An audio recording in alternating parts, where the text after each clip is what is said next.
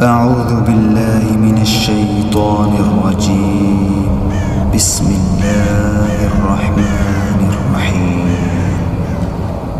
يطوف عليهم ولدان مخلدون بأكواب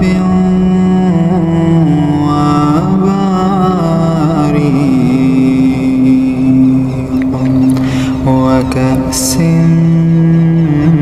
من معين لا يصدعون عنها ولا ينزفون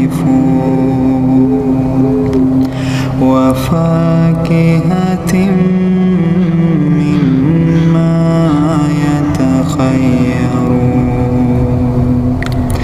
ولحم طير مما يشتهون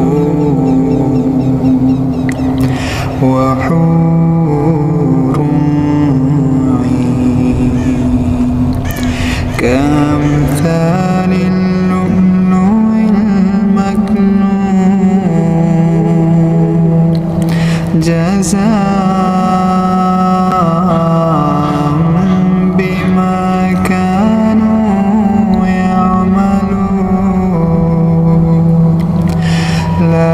يسمعون فيها لغوا ولا تأثيما إلا قيلا سلاما سلاما. وأصحاب اليمين ما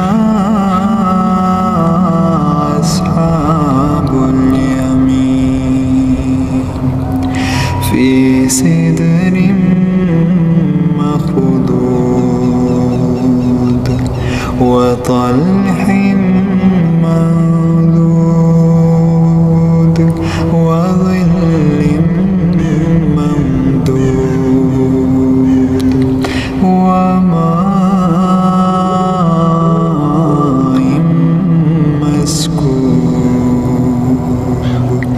وفاكهة كثيرة لا مقطوعة ولا ممنوعة وفرش مرفوعة. إنا أنشأناهن